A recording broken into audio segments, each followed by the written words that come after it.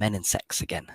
So last week I talked from my blog on the first part about how men can find themselves frustrated, confused, hurt, bewildered when it comes to sex.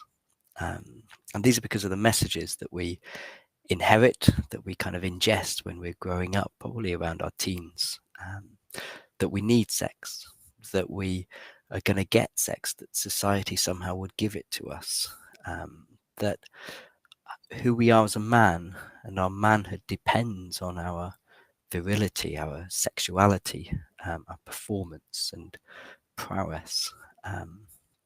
And all these things limit, and also that our sex is bad, our sexuality is bad somehow, that it leads to violence or to the abuse of women, or to just being bad actions. And all these things limit our sexuality. They make sex into performance, or make sex just mechanical, make it just about ejaculation, or can limit us, that sex becomes the only place where we can be soft, or we can get something of softness, we can get something of closeness with another person, something of being consoled, and something of feeling all the stuff we don't usually feel. And that really seeks to make sex into something it isn't, and limit it. And it cuts, and it's all about all the ways men have been cut off from this feeling, this intimacy, this meaning in their fuller life. So this is about ways forward. So how can we move towards a way of relating to sex and our sexuality that's more at ease, more simple, more enjoyable? How might we find ways to push into a more fuller intimacy?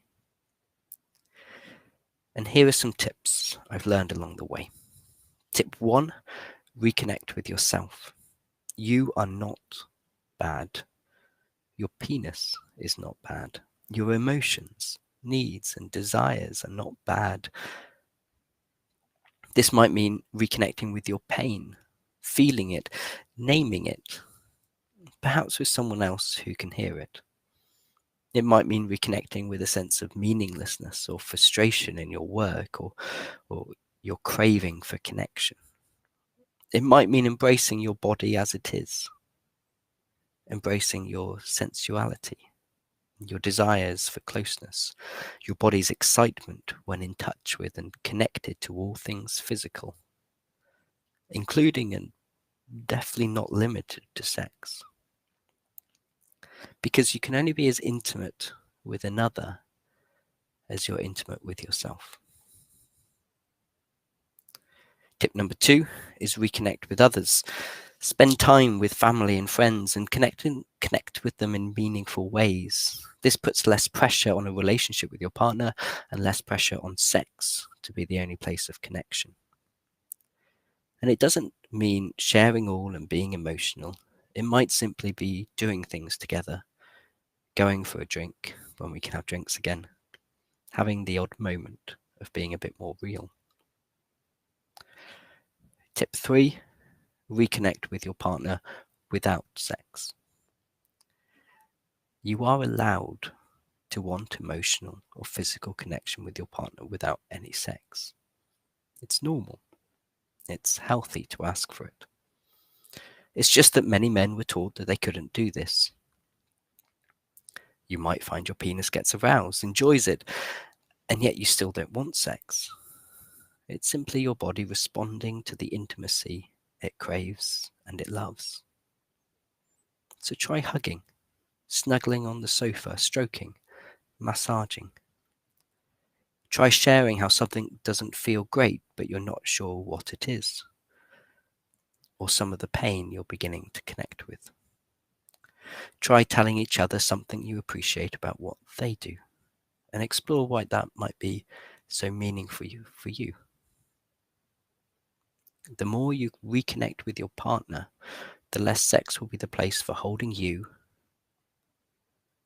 and the more it can be enjoyed for what it is. Tip 4, this is the last one. Reconnect with all the joys and delights of sex.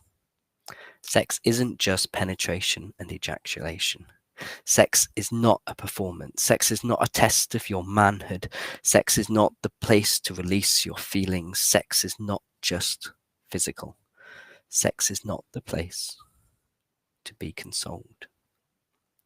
But it's a mutually delightful giving and receiving of one another, fully as we are, naked and unashamed, cherished, imperfect, oddly shaped, and beloved. So we can lengthen and we can broaden the foreplay. We can go slow. We can laugh at our bumbling. We can embrace whatever the timing enfolds. And we can find and discover that we delight in the fuller, the whole being connection that we feel. Okay, guys, wishing you well. Hope you have a lovely week, and do get in touch if you want to.